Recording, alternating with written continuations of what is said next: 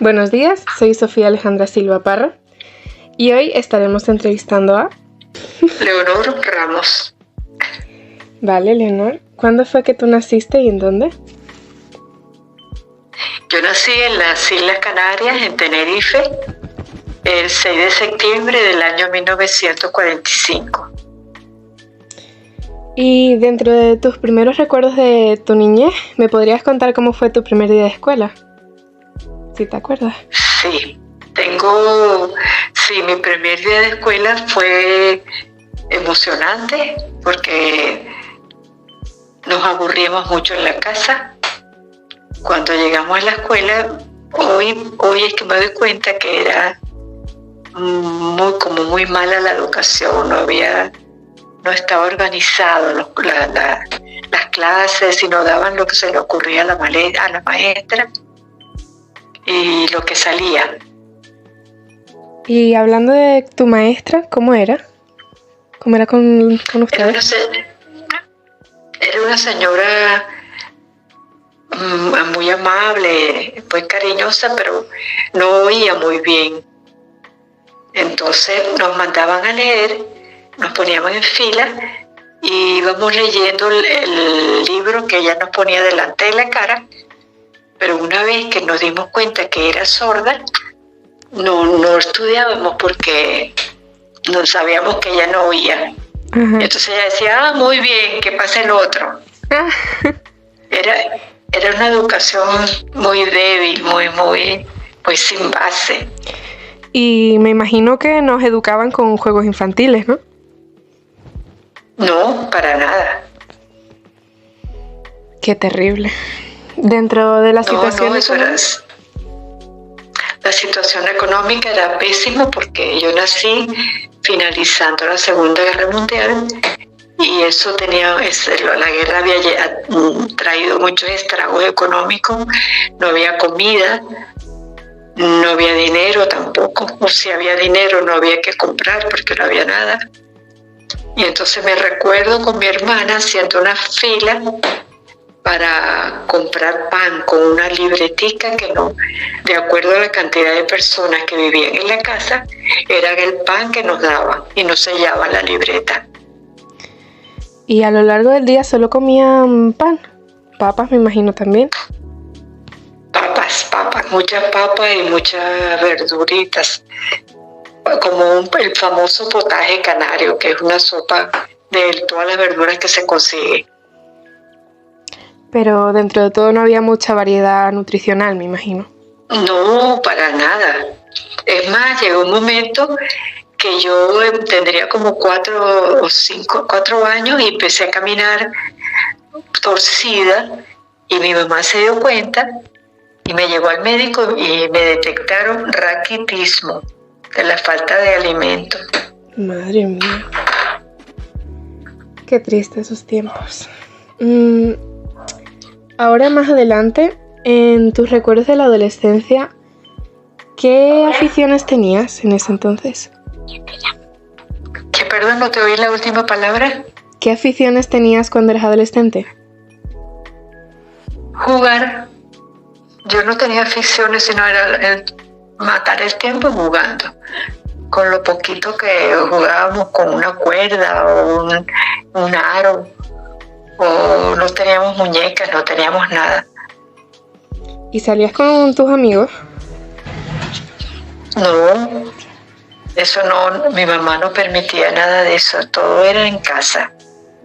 Entiendo. Había mucha restricción en eso. Entiendo. ¿Y qué sueños o planes para el futuro tenías en ese entonces? ¿Sentías que podías tener un buen futuro? No, ninguno. No tenía ninguno porque es que no había ilusión de nada, ni esperanza. O sea, era lo que salía y lo que salía lo hacíamos.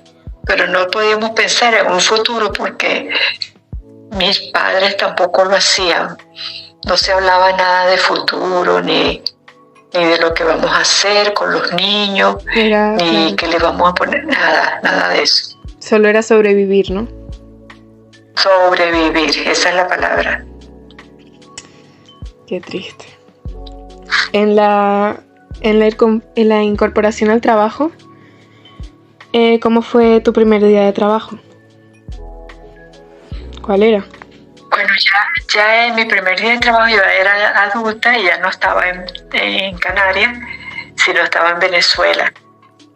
Porque y allá había emigraron, ¿no? Sí, mi papá emigró. Entonces en Venezuela había mucho futuro, mucha esperanza, muchas posibilidades. Entonces yo me acuerdo que cuando mi primer trabajo me llevó una ilusión de que voy a estudiar inglés, voy a ver si estudio taquigrafía, o sea, como avanzar, ¿ves? Porque ya era otra manera de vivir, sí. ¿Y cómo fue tu vida laboral hasta que, dejaste de trabajar? Bueno, fue maravillosa porque me enseñó muchas cosas. Cada trabajo me enseñaba algo. Inclusive hasta cuando me despedían de los trabajos yo tenía una enseñanza porque en qué fallé, porque lo hicieron. Fui creciendo en ese aspecto. Cada vez trataba de perfeccionarme más. Y uno de mis últimos trabajos fue maravilloso. Todos los trabajos tenían algo bueno. Me gustaba muchísimo porque me divertía, me divertía mucho, me distraía mucho. ¿Crees que hubiera sido igual si te hubieras quedado aquí en Canarias? No, para nada. Emigrar fue lo mejor, la verdad. ¿Con cuántos años fue que tu familia emigró a Venezuela? Bueno, yo tenía 9 años cuando llegué a Venezuela. Entiendo. De lo que viviste en general el franquismo. Sí, me recuerdo mucho de eso. ¿Cómo estuvo presente esa dictadura en tu vida? Bueno, a mí me marcó mucho porque mi papá nos hablaba de un tío, el tío Juan, que nunca conocí, y él nos decía que Franco lo había metido preso porque trabajaba en una cuestión de teléfonos, no sé cómo se llamaba en esa época, y empezaron a dudar de él, a tener dudas de que él mandaba mensajes políticos y no sé qué cuestión, y entonces lo metieron preso y se murió en la cárcel. Yo oía mucho hablar de eso de mi papá, y mi papá odiaba a Franco y hablaba muy mal de Franco, pero muy calladitamente, porque si eso se llegaba a saber a un vecino o algo, ya nos llevaban presos y mi papá desaparecía después. Ya, qué fuerte. Sí. ¿Qué valoración hace de España hoy en día? ¿Crees que ha mejorado el país? Muchísimo. Muchísimo. Tiene sus cosas buenas y sus cosas malas, ¿no? Claro, hay problemas actualmente en España, ¿no? Comparado a ese entonces. Sí. Sí, pero comparándolo con las cosas que pasaban, ha mejorado muchísimo, ha avanzado mucho. Bueno, me alegro un montón. Esas eran todas las preguntas y muchas gracias por haber contestado todas. Gracias, Sofía.